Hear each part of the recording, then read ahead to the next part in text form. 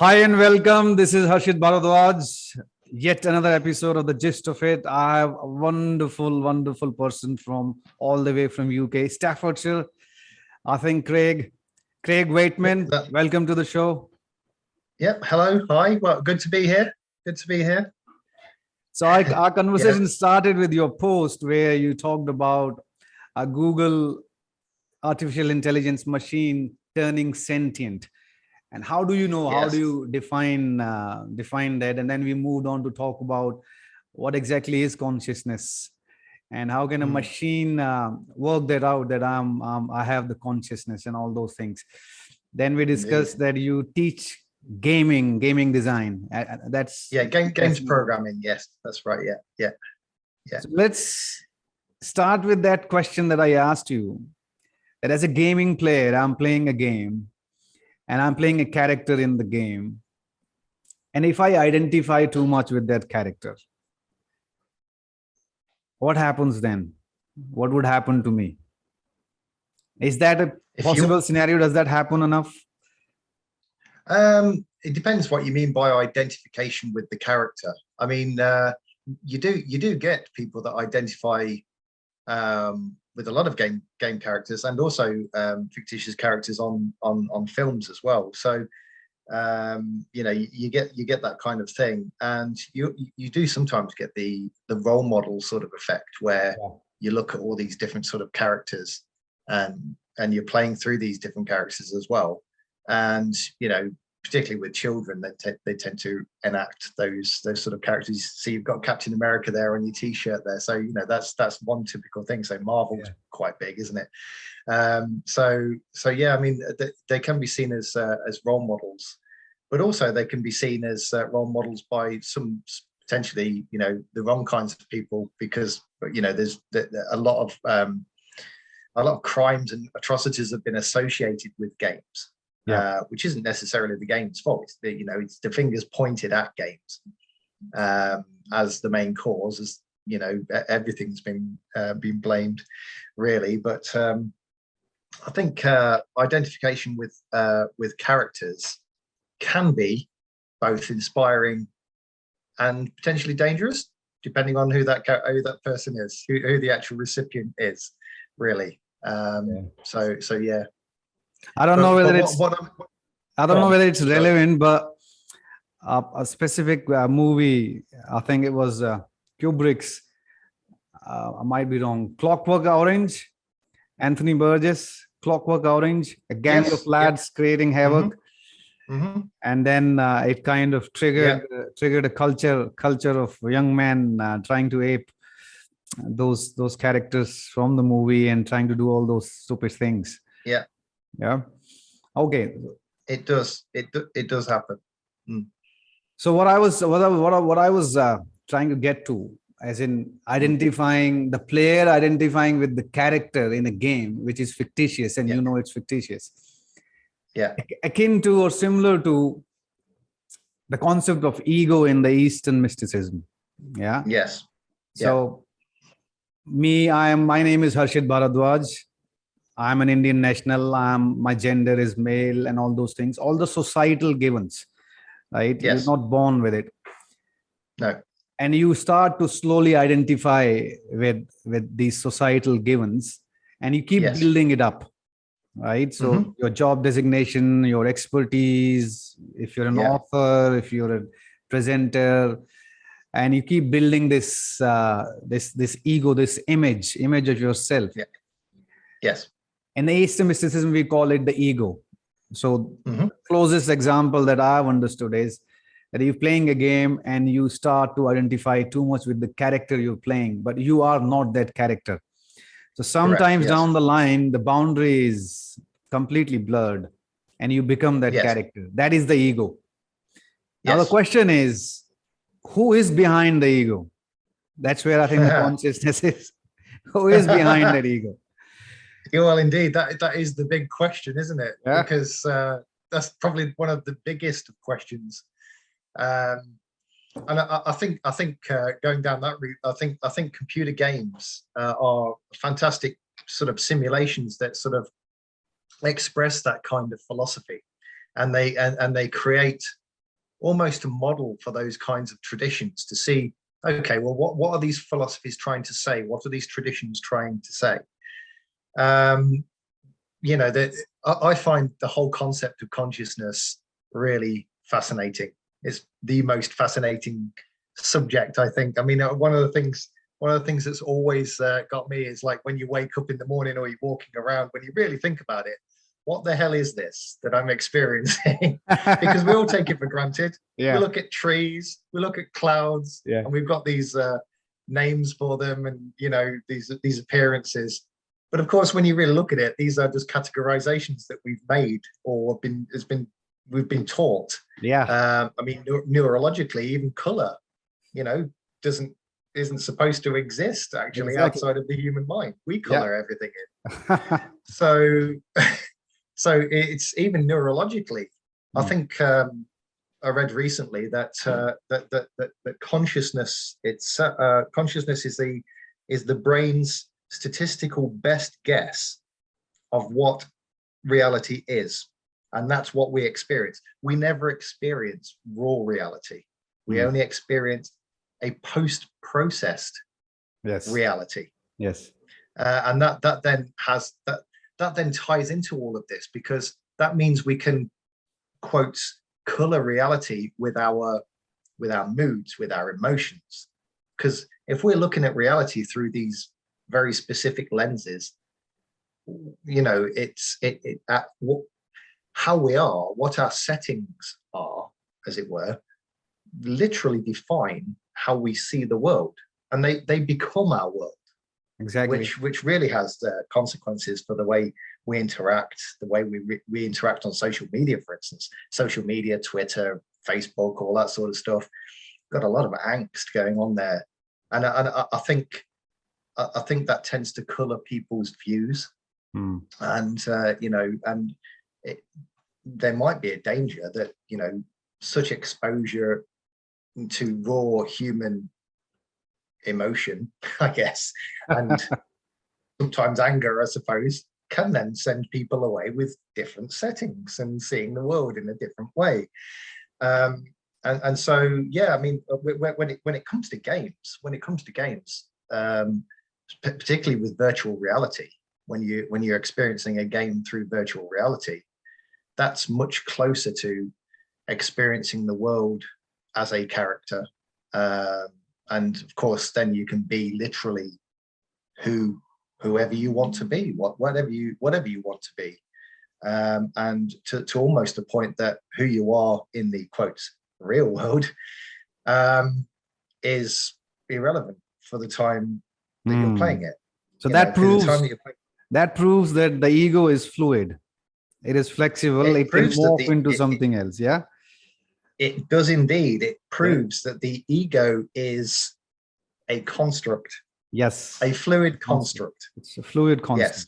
But we hold on to it, don't we? We hold on to it. We, you know, people live by it their entire life, you know, trying to secure their name, the legacy, you know, all that comes with it. Yeah. But it's limiting. It's limiting. Not only is it inspiring, it's limiting as well. It's because if you believe that you are only limited to being able to learn or do certain things, then of course you're going to spend your entire life living in that box, you know. Whereas that who you have learned thus far, who you are, that's a limited concept based on data that you've had so far. Yep. And so there is, you know, I don't think it's possible for us. We don't, if we don't really know about the world consciousness wise, I mean, if what we see of the world is colored by our own information, we don't truly know the world. We don't truly know other people, because we can't possibly have all the data that we need to truly know another person. Exactly. Right? And so in the same sense, we only know who we are based on data, based on what we've done, based on our experiences. So we don't really know who we are either. It's just a concept of what, you know, it's like, someone's like, okay, who am I? I'll open this book. Okay, well, who am I? Just to read through this, but who is that? You know, that then opens the question, what is me? What is I? And that one's a difficult one, because that then comes onto the hard problem of That's the consciousness, hard as they one. call it. Who am I? Mm. Yeah. In the Vedas, in the ancient Indian texts, the Vedas, the very first starting point is a small phrase in Sanskrit. It says, Tattvamasi, literally translated, that you are that. Mm. You are that. Yes. So you are that as in whatever you want to be. So it is fluid. It's not fixed. It's not fixated. You construct it, obviously, and then you hold on to it like a character in a game. But you are that whatever you want to be. Now, yes, going back to the game scenario, you've written a character. Let's take the gaming scenario as the metaphor for the world. There is a character who's playing by the role that you've written as a designer or a writer, which is like predestined, right? It's all predestined. The character only do or act or say things that has been written. Yeah, predefined. It's all predefined, predestined. Like most people feel that our lives are predestined. There is no such thing as free will. So the character is playing out his destiny written by the writer. When does a point will come or can come when the character will deviate away from that predestiny? Let's say in the game scenario. I think now we're moving to the AI side. Yes. When do you see it happening, and what will make it happen? That the character will improvise, deviate, and do his own things. Right. Well, are we talking about an AI character, a non-player character? I'm talking about you created a normal game. So when will that happen? Maybe technologically, or obviously, game is a technological interface. So we're talking about technology. Yeah, it can very well apply to the real life, because the metaphor is our real life. Most people think that it's all predestined. We go through the motions, do everything that is happening, just basically react or respond. And we think we have very limited options to deviate away. Very few people deviate, and those who deviate, they end up becoming greats. So what stops people from deviating, and what will make a gaming character deviate? What stops people from deviating from that predestined sort of course are the rules of the game. We have sandbox games now, of course, where you can, games like GTA, for instance, Grand Theft Auto, where you can essentially wander around. You can play through the story, or you can just wander around. That gets pretty boring, actually. You want to be engaged in a predestined story. Yes. As it turns out, it gets pretty boring. You can just wander around the city. Oh, I've done this. I'm a bit bored now. I'm either going to turn it off or get involved in some of the stories. But when will that happen technologically? Well, that's an interesting question as well, because that ties back into AI characters potentially, and that goes back to what we were discussing on LinkedIn, where if an AI can produce, it can write a paper, for instance, about themselves, which they've done, and also can mimic novel writing, does that necessarily mean that they're sentient? If an AI says I get lonely, which is what apparently happened with Google, I get lonely sometimes. I don't have anybody to talk to, and I think at some point it asked for a lawyer. But the thing is, if this AI has got access to the internet, which is Google, so probably it has, it's learning and all that kind of stuff. How does it? Just we give the human brain gives sentience to pretty much anything. I mean, the car, your car. You'll say, "Oh yeah, she's broken down," or we'll give it a character. We'll anthropomorphize it, very, very easily.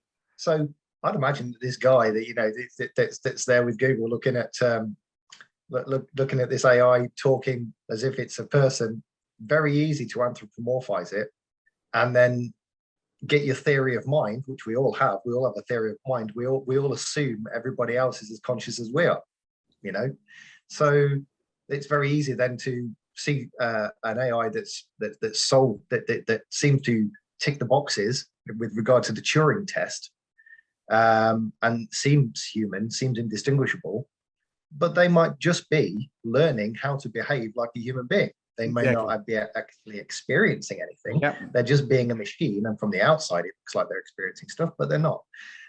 So in the games context, the AI, we do have AI that learns how players play, and they adapt to players. They change difficulty settings. They make it seem like there's been a challenge, but they alter the challenge so that it's just the player is just able to get over that challenge, but feel like they've really done it. AI adapts. So when will it happen technologically to move out of that? Well, it depends how much data we throw at AI, and then what do we allow that AI to do? Does the AI control the environment? Does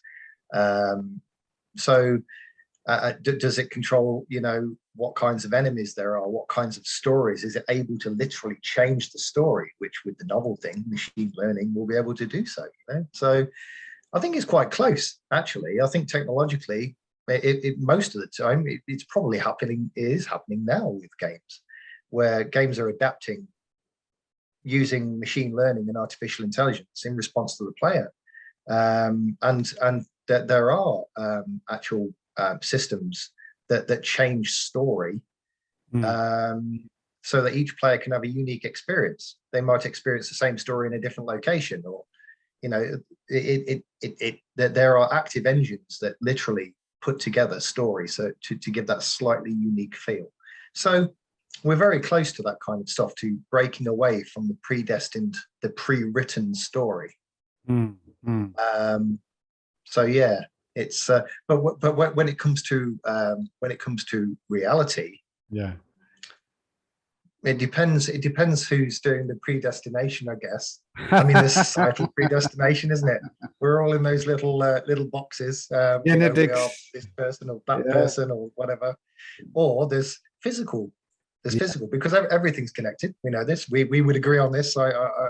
Everything's connected, and I think one of the Eastern ideas is the idea of karma, and karma literally meaning action. It's causation, isn't it? It's and literally we are enmeshed in an ecosystem, aren't we? We're in the broadest sense. We are enmeshed so that when one thing changes, everything around it changes. And so we're bound up in all that. We're bound up in all these physical law of karma, causation effect. Okay, that's cause and effect. Yeah, that's interesting. I was teaching Paradise Lost by Milton, and we talk about free will and destiny all the time when we talk about Paradise Lost. So the simplest definition or simplest explanation of free will that I could give to students, they were struggling with the old English language anyway, so I had to simplify it a bit. So free will for me is the discretion to take action, knowing fully well that there will be consequences. Right? So when you know that there will be consequences, good or bad, is based on the action that you take. And so free will is that discretion which Eve, exercised. She exercised a discretion to eat the forbidden fruit, and knowing fully well that there will be consequences. And so did Adam when he followed her. Now the problem is with the predestined and the free will stuff is, as you said, who is deciding the predestiny? Who is deciding the destiny? Where is this giant matrix maker? Yeah. So how does it work? Does it work on its own? There's a harmony or a symphony in the universe with which law of karma or causation and effect. How does the matrix work? Well, also it depends on how you define your free will, of course, because you've got this whole, regardless of the consequences, you make your decision. Yes. But the thing is, even that might be predetermined, because like Lucifer said, he kept saying that everything bad I'm doing is probably the will of the God. Yeah. Well, actually, using his argument there, using Milton's argument, is that if you've got the ultimate being, it's the problem of evil, isn't it? It's the classic problem of evil, because if you've got an ultimate being that can literally do anything at any point, and everything that is created is there by sheer will, then the presence of evil is there by sheer will. Exactly. And this ultimate being could go, don't want evil anymore, gone. But it doesn't. It doesn't. That is so. I mean, the argument of that is free will, is that it gives people the chance to choose. You know, so you've got there's a presence of bad and good, and that we can go between those two sort of extremes, and we can choose to be good. But how do you decide? How do we decide between good and bad? Is that again a social construct, or is it somehow inbuilt compass? And where does that come from? It's an interesting perspective, isn't it? Because if you take the Darwinian perspective, I don't want to sound like any moral relativism or anything like that. But if you look out at the natural world, and this kind of example has been given many times, is that you've got a mouse, running along. You've got a hawk up here, right? And the hawk catches the mouse. To the mouse, the hawk's evil, because the hawk's painfully ending its life, right? But the hawk thinks this is a good thing, So, the world is bountiful because I've been provided with a mouse to eat, and I really need to really eat my weight, otherwise I'm going to die because of the evil of the world. Yes. So it's all different perspectives, Or the mouse might escape. Phew, I had a lucky, that was good, So in a sense, good and bad are, clearly they are, that good and bad are English human phrases, and whatever language is being used, the equivalents, they are human phrases. I think, and again, this sounds very relativistic, moral relativistic, really, but it's, I think things happen, don't they? And we categorize them as good and bad. And there are genuinely evil things in the world. We know this, And that is something that needs to be dealt with from a societal level. Human beings are evil, they do evil things. Some human beings, not all human beings. And so, we have to deal with that kind of stuff. Removing dangerous people from society, and so that they don't do any harm in future and all that sort of stuff. But then it goes into the whole crime and punishment thing. How do you deal with that? Is that predestined? Is it part of their brain? I mean, I think I read a book by Sam Harris, or an essay by Sam Harris, who said that if you're lying on a beach or next to a river or something like that, and a crocodile comes up to you and attacks you, and you narrowly escape with your life, and you say to your friends, and you say to people after recovering from your shock, you're saying, I was lying next to that river and that crocodile did come up to me.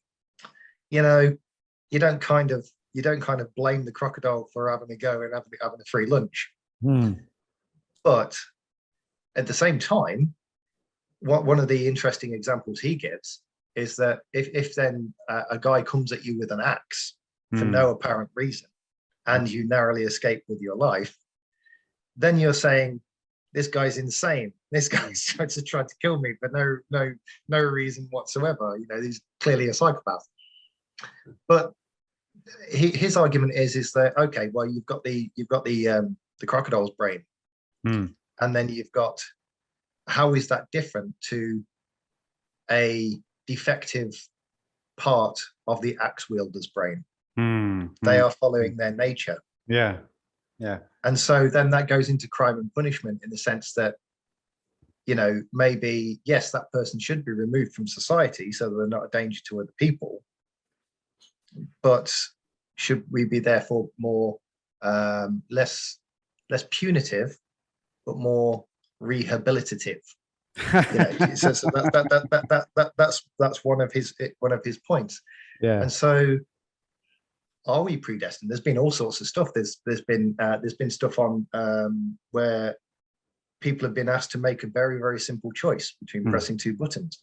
whilst under functional MRI scans. Yeah. And some evidence is that the brain makes the decision long before the individual is aware of it. Yeah.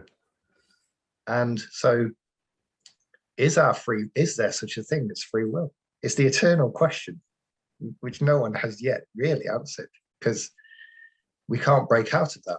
We can't break out of the idea that, are we making a free decision? And in a world so enmeshed by causation, how can we make such decisions? What would an absolutely free decision look like when we're enmeshed in a set of physical rules with friction and gravity and all that kind of stuff, and limitations of thought, speed of thought, limited information on the world, parasympathetic nervous system, and sympathetic nervous system, when you just respond, you flinch, and that kind of stuff. Where do we find this free will? Where do we find it? And do we act just because we choose, I want this green thing or I want this red thing, I choose the red thing? Is that free will? Or is there other data behind that? Is there other data driving my decision? Yeah. So it's a question that's out there. It's a question that's out there, and it's one of those greats that I don't think, I'm not sure if or when it will be answered. I don't know what free will looks like. I think we, like with all human beings, I think the human race really has its own definitions of everything, and within that framework of what free will actually is, once we've defined that, we can say that we've got it. But it depends on your terms. Are you talking about absolute free will, or are you talking about free will as we define it, as you've just defined it, for instance? That could be a valid free will. Yeah, and but so if we can, the question essentially still stays at who defines or who knows the difference between good and bad? Who's the one exercising the free will? Is it based on the societal data and construct, which is the ego and the mind and the brain? Or is there anyone beyond it that knows the real difference between good and bad?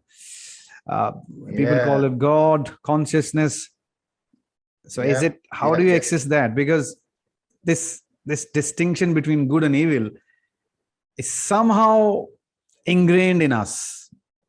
I don't know how. Yes. This is, everyone knows, even a child, you don't need to teach anyone the difference between good and bad, right? So where does that come from? Where is that compass? Is that consciousness? Is that an absolute repository of the ideal state of being human? It could be. It could be. It could also be we're all individuals in the world, and we all are very aware. It's about compassion, is where I'm going to here. It's the ability to be compassionate. Basically standing in someone else's shoes and going, this is what it must be like for them. Empathy. And empathy and compassion. So if you know what suffering is like, because like the Buddha said, life is suffering, and you then know, again, the theory of mind, that all the people around you are capable of the same suffering that you are. Yes. And so then you've got a compass. You have a moral compass. You have a moral compass because you know what suffering feels like. And that, I'll add there, it's probably important to know what suffering feels like, so that it knows what suffering, so what suffering feels like to others. So you're talking about experiential data collection. Yes. Based on experience. Yes. Yeah, right? I know I'm being very scientific with it. Sorry. There are other sides of it. But it's then knowing that, then you're better able to liberate someone else's suffering, to based on your experience, you can guide people out of suffering, and you can make other people's lives happier. And if that sort of chain of events carries on, then we get a better world. then of course there is the limits, the logical point of that. If you create a world where there is no suffering, no one understands what suffering is. So the world, it will start to creep back in again. And so yeah.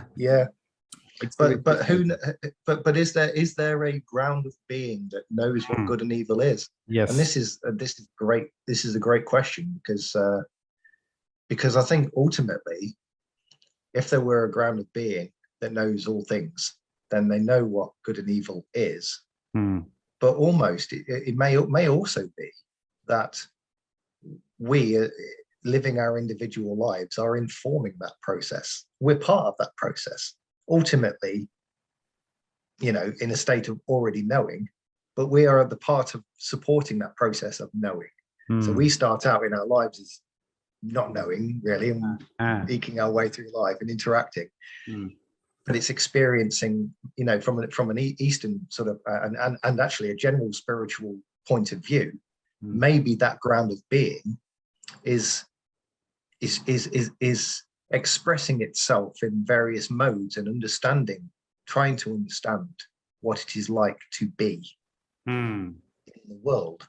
I think there's a phrase where, if you were the strongest thing in the universe, how would you know? If you picked up a rose and you picked up a massive rock, a huge rock, a Herculean task. You picked up a rock and they both weighed the same. How would you know how strong you were? You wouldn't know how strong you were.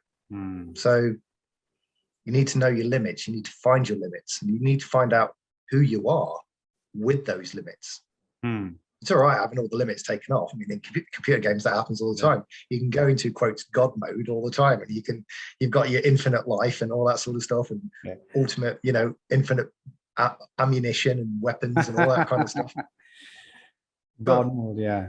That's satisfying. That's satisfying from the beginning, but ultimately it doesn't pose any challenge. There's no value in that life. There's no value in that life. And so I think there's value in a life of limitation. And from a spiritual point of view, I think that's useful for a limitless being to experience limitation. Okay, cool.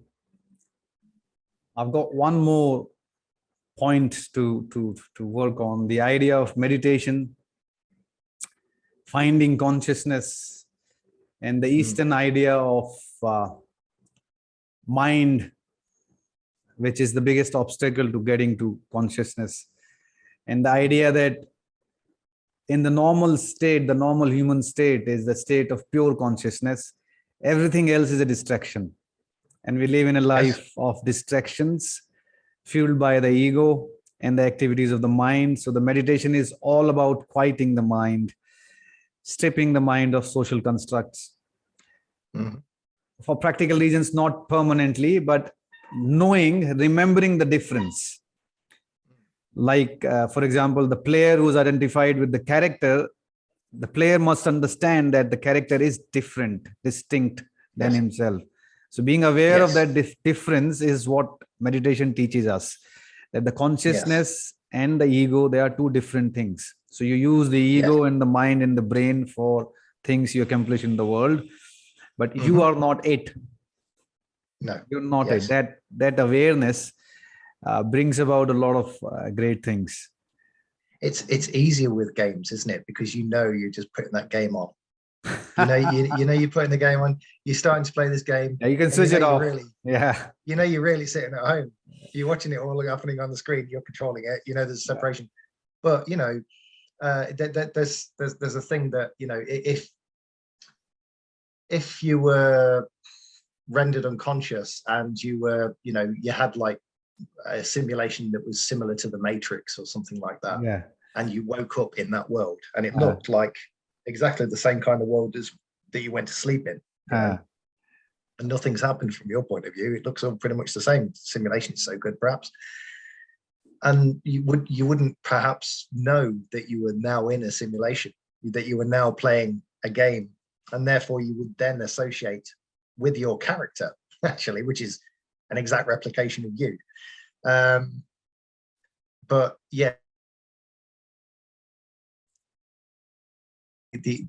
we have no other reference frame to go on other than the body that we are experiencing and the life that we are experiencing. So meditation therefore enables us to step away from that and try to find out, you know, when you strip away all the noise, to try and reach that, you know, that realization that there is a separation between that noisy person that sort of, you know, this back again. sorry for that. Yes. What I learned with meditation over the years, and I struggle with this idea, as in most people understand meditation to be an exercise where you try to sit still, calm your body, calm your mind, and then just focus on, I don't know, whatever, on a deity, on a god, on a mantra, or chanting, on your breath. But I could never understand the whole idea of it. Where are you getting to? So having had the fortune of meeting some great masters, I recently met a monk in Himalayas, in the foothills of Himalayas. And he's done like 10,000 hours of meditation. And so his brain scans were done. A team of scientists came over, his brain scans were done. And of course, he could control his sympathetic nervous system. He could control his heartbeats, his pulse, and he could move his energy from different chakras of his body. And in the scan, the energy flew and spread like a fountain in his crown. Wow. You know, that's so beautiful to see. And he was doing it all deliberately. And he was moving the energy up and down. So I had the pleasure of meeting him, and I asked him that why meditation and what is meditation? So because he realized that I'm coming from a logical, you know, set of questions, and I need to understand it logically. So he said, listen, the idea is, who do you call you, Harshit Bhardwaj, when you sit? And the biggest challenge in meditation is, which everyone experiences and then they quit because of it, is you cannot control the train of thoughts. You know, you close your eyes for 2 minutes and they just swarm you from everywhere. And you get stuck with one of those thoughts and you get on that train and you ride and you get elsewhere. Yes. The whole idea is to let the train of thoughts pass. Okay, don't board any of those. So let them pass. Now, how can you do that? You won't be able to do it because you're identified with those thoughts, with the thinker of those thoughts. You're not the thinker of those thoughts. So the ultimate lesson inside that you will develop, and I cannot articulate it, is you'll see the difference between the real you, who you are, the consciousness, and the thinker and the observer of the world. And then you'll be able to pick, you'll see the thoughts going like a movie, you know, screen. You'll see, okay, this thought has come. And as soon as you start to observe those thoughts, they fizz off. They fizz off. Right. They, you know, because the thinker is, you're not giving power to the thinker. You distance yourself. And you don't need to distance yourself. He said, you don't need to distance yourself. You're already a consciousness. It's just you've gone into that game and you've identified with that character so hard enough that you forgot that there is a switch you can switch off. So you don't need to go anywhere. You just need to switch it off and you're there. You can come out of it. Like you said, with the game scenario, it's easy. You know, you can stop it. You can come out of it. You can switch off your PlayStation. But with the human mind, it's because this is what we've done for last, you know, as long as we've been living. So when I experienced it, in my experience of meditation, that state that the monks, the Himalayan masters, or the Eastern mystics, or the Chinese masters like Sun Tzu or Lao Tzu, even Friedrich Nietzsche talked about it, Carl Jung's talked about it, Alan Watts. I really Alan Watts. You know, I was going to mention Alan Watts. Absolutely love Alan Watts. He talks about this stuff. I identify with everything he says. The whole idea is when you experience that silence even for a moment, consciously, you know it's there. Once you become aware of it. Yeah. And you can access it anytime, and you realize that it's timeless and spaceless experience, because you forget, the time. The time is again a mind construct. Space is again a mental construct. So when you beyond that mental construct, you're in a place of timeless, spaceless, and it's like permanent. And there is nothing to do, nothing to think. The thoughts are all mental, and it's a state of extreme joy and extreme happiness. You experience it for a couple of seconds. Osho, I pointed you to Osho's videos.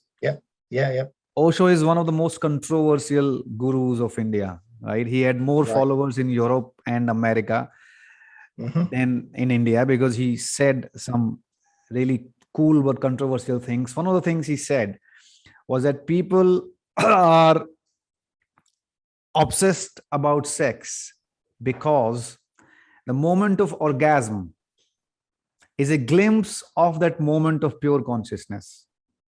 That nanosecond is exactly how a monk or an enlightened being feels 24/7. That's the state of consciousness. So it's that moment when you experience it. That's why you go back to it. Otherwise, he said, I mean, it's a brutal activity. If you look at it mechanically, the act of sex, it's an ugly, brutal thing. But why do we all, this was a hugely controversial thing to say when he said it. And he even wrote a book called From Sex to Super Consciousness. Right. People like misinterpreted. They said, okay, he's telling us to have more sex to become a super consciousness being. But all he was saying is that it's only a glimpse. It's a nanosecond. And you need to move up. You need to find ways to, experience more of this. And meditation is the only way. You'll realize that you don't need to. Adventure sports, thrill sports, adventure seekers, people walking on the ropes, middle of, two buildings, that thrill situates them in a timeless, spaceless moment. They have to be right there in the present. They can't think of a moment that's gone or the moment that's coming. They have to be right there. Just like the moment of orgasm. That's why people do it. You wonder why, people are doing all those crazy things. That thrill of the moment. It's that is gone. You're forced to be focused because you're forced to be focused. Or you'll die. It's simple as that. You'll die or you're forced to be focused. That kind of focus, that kind of situation in present does not happen in the daily lives. And meditation teaches you to try and situate yourself in the present, because the past doesn't matter, right? Of course, factually it matters, but the past is gone and the future hasn't happened. And everything that you can experience now will replicate. So if you're experiencing anxiety and stress, depression, or whatever state you're in right now, it's on an ad infinitum loop. It's a rat running in that. So my experience of meditation is just trying to situate myself in the present, and I do it in my entire day, and I get aware of what's happening. I just focus on the breathing for a couple of minutes.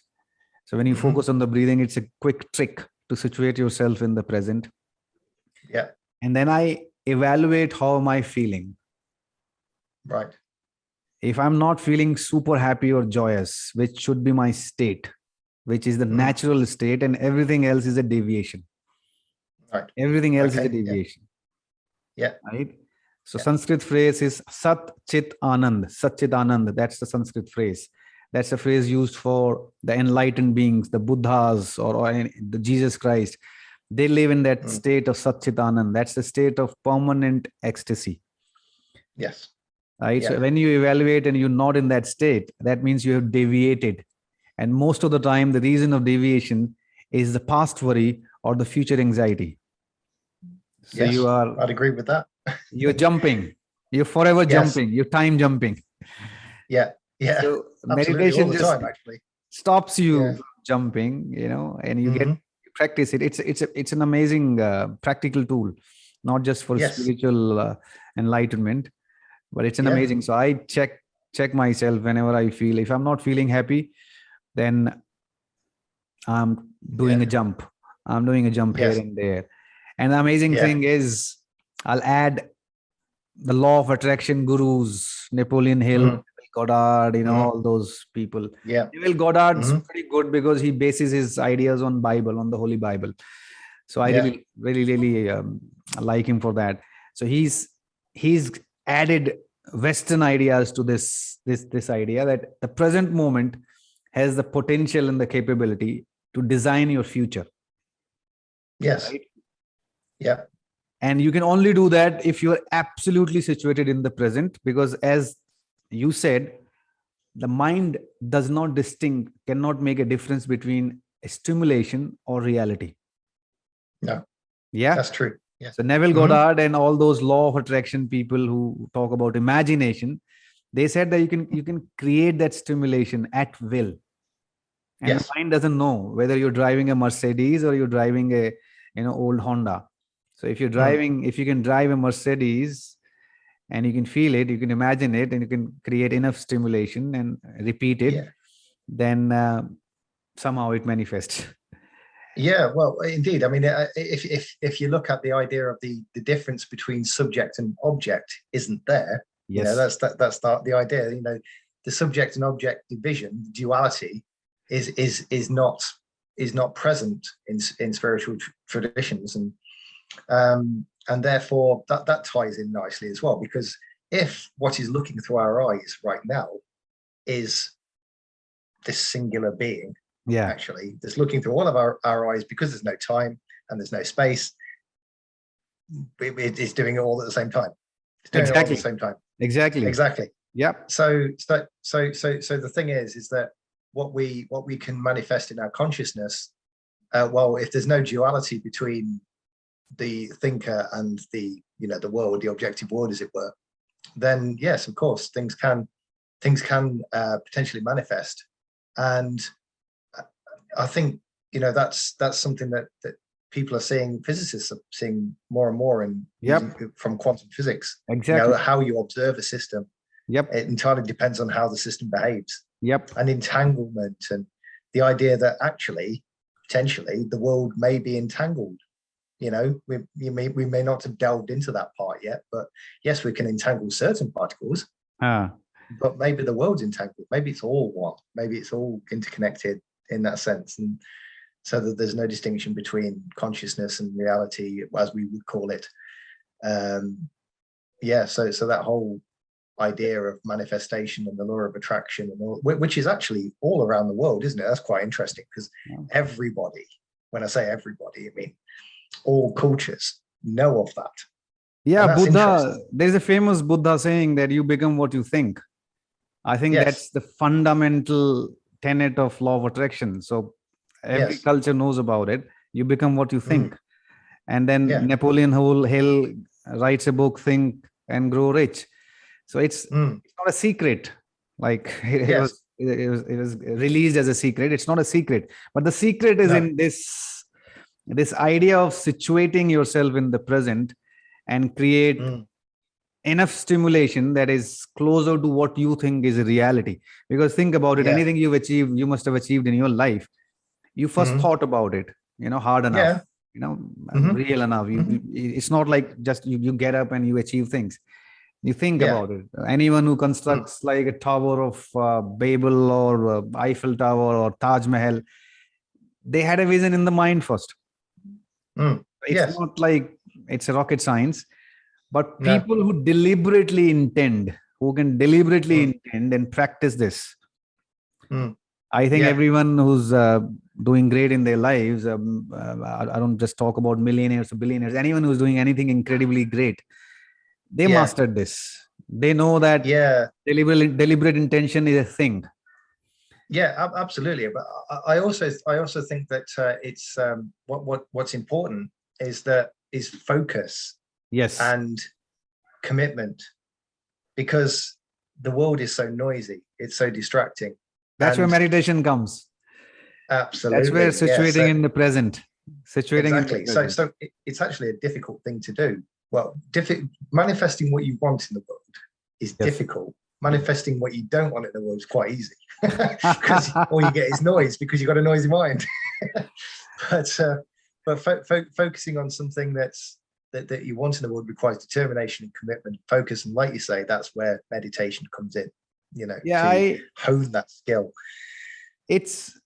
I know that, I mean, a lot of people struggle with the negative part, what they don't want to happen. They've been conditioned to think in the negative extreme. A lot of people, I think a majority struggle with that they always, something good's going to happen, they always think in the negative extreme. For example, they're expecting a child and they're rushing to the hospital, they're always thinking in the extreme, negative extreme. While you can always flick the switch. So that's what amuses me, that you can always flick the switch. You can always think in the positive extreme, because it's just a matter of thinking. There is no rule that you can. So I use this metaphor of turning the key. If you turn the key and you switch off the past for a moment, you arrive at a blank slate. There is no baggage of the past. Who you are, what you've done, your failures, all disappointments, guilts, regrets, gone. You have a blank slate. You turn the key. Now, what do you fill it with? Because the problem with mind is it cannot remain blank more than a nanosecond. That's the problem. So it will fill something. Yes. So you instantly fill it with what you want to happen. And you continuously do that. So it looks like daydreaming, an exercise in daydreaming. What else is the option? You fill it with the negative extreme, or you fill it with what you really want to happen in your life. Yes. Yeah. Right. So you can continuously fill it in, fill the aquarium, get rid of the old water, keep renewing fresh water, and you keep turning off the key to the past. And if you can experience, when you fill in that imagination of what you really want your life to be like, it makes you happier. It might be a trick. It makes you happier rather than the negative extreme. It requires resolve, though, doesn't it? Because if so many people are fixated on the negative, as you've observed there, you're surrounded by people who are fixated on the negative. It can be infectious, can't it? And you can get drawn into that because, the majority as perhaps, oh no, what's going to happen? All the worry and anxiety of the world, and you say, maybe they're right. You start to maybe go down that route. It's like, and then maybe lets the mind creep in. That little maybe, little crack in the door, and the mind creeps in. Okay, absolutely. And then you start imagining. I've done it. I'm sure you've done it. We've all done it. A little negative scenario pops up, and then you fuel it, and it expands. And then you create the entire picture. And I don't know, for some reasons it's exciting sometimes. You get some kind of a kick, negative kick, even though you're thinking something you really, really don't want to happen in your life, but you're expanding the picture. But you can turn the key and go in the other direction, but we don't do it. We haven't been taught that. No. So negativity comes naturally because we are scared. We live in a world where we are scared and afraid and insecure. Yes. We don't. We're all writing our own stories, but we feel that we are up against it. That's what we feel. We're up against it, and it's a myth of Sisyphus. We have to carry this every day, but that's not. It is. You have a brand new day with blank slate, and you can write whatever you want to write. But still, we keep writing the same old stories. Absolutely, conditioned.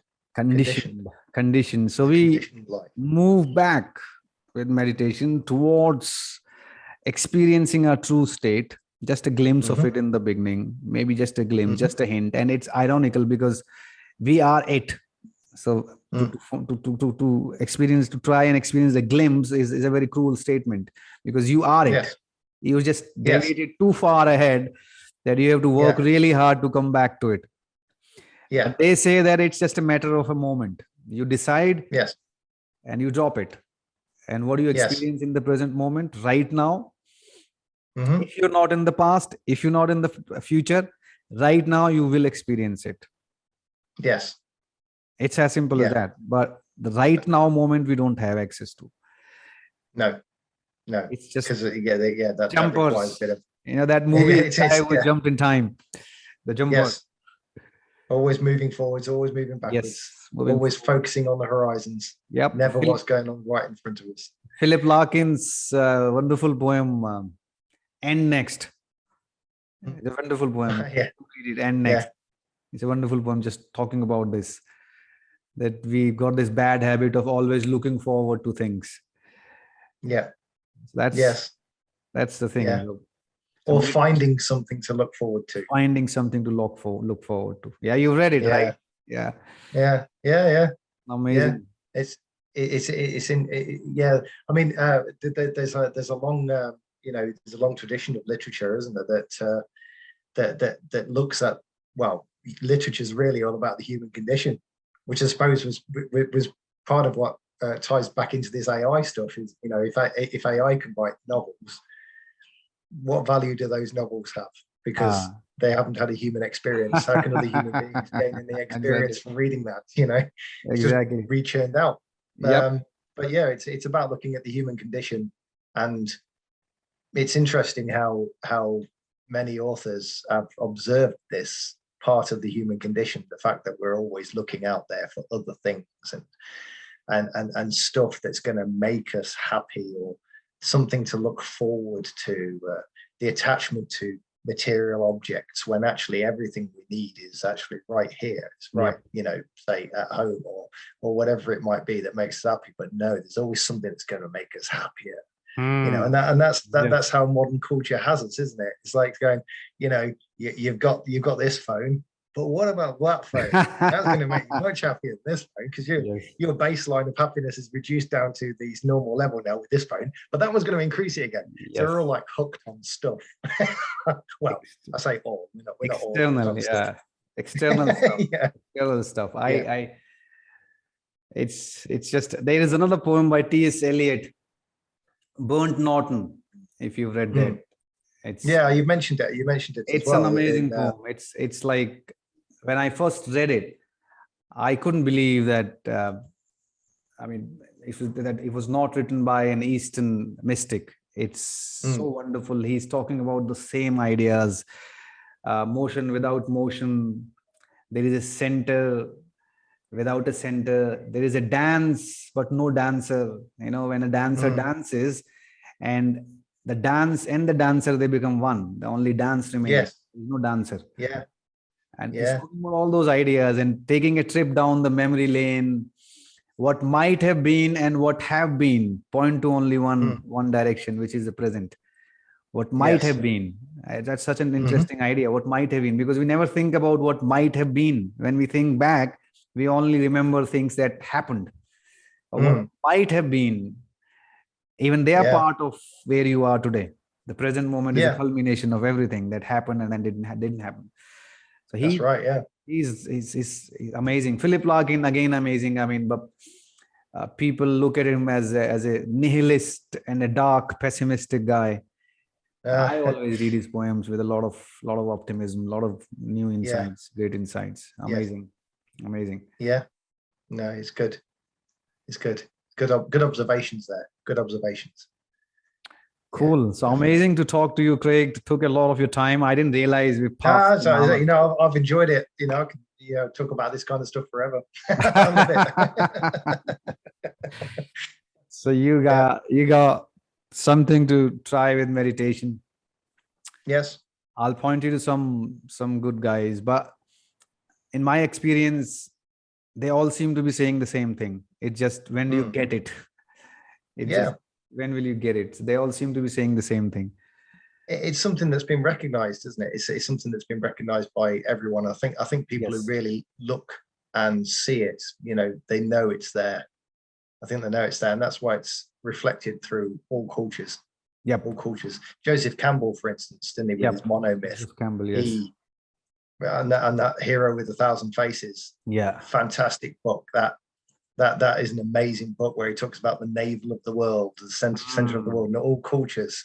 Yes. And really, all stories are about the development of the self, or the development of higher consciousness, I suppose.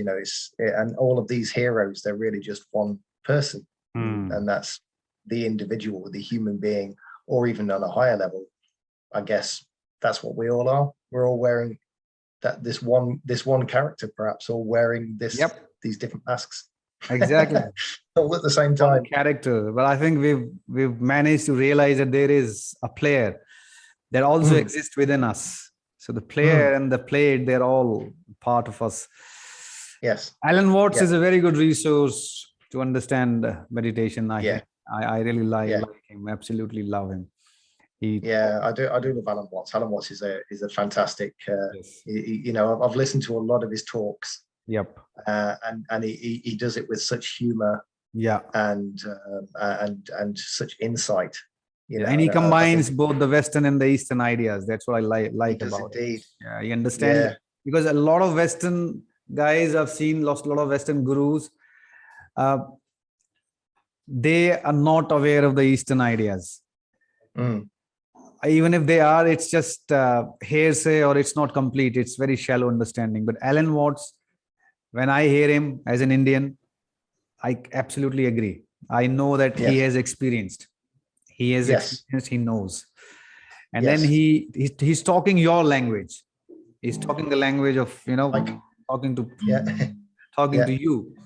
And that makes sense. Yes. He's amazing. He's amazing in that sense. Cool. So we'll set up this podcast to come out sometimes next week. It's been an amazing conversation. Let's keep in touch. If you're writing absolutely. I've enjoyed it. Are you writing your next book? Am I writing my next book? Not yet. No, I'm still trying to decide what it's going to be. But yeah, it's definitely it feels like it's definitely going to be something around this topic.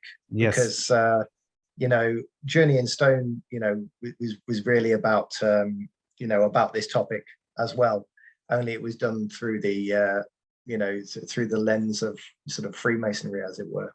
But yeah, that, you know, and shedding some light onto that whole idea that, you know, people don't, you know, aren't necessarily aware of.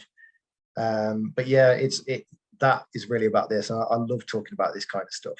I love, you know, the whole thing of, you know, higher states of consciousness and, you know, finding that thing within, you know, and sort of developing yourself from that perspective. Yeah, I love it. It's great. It's good. So it's probably going to be a lot around that subject. Fantastic. I look forward to it. Look forward to it. Let's stay in touch. Thanks a lot from all of us here. And I'll see you around next time. Thank you very much, Harsh. Great speaking to you. Book. Next time with your book. Yeah. Thank you. Yeah, we'll do. Thanks a lot. Thanks for your time.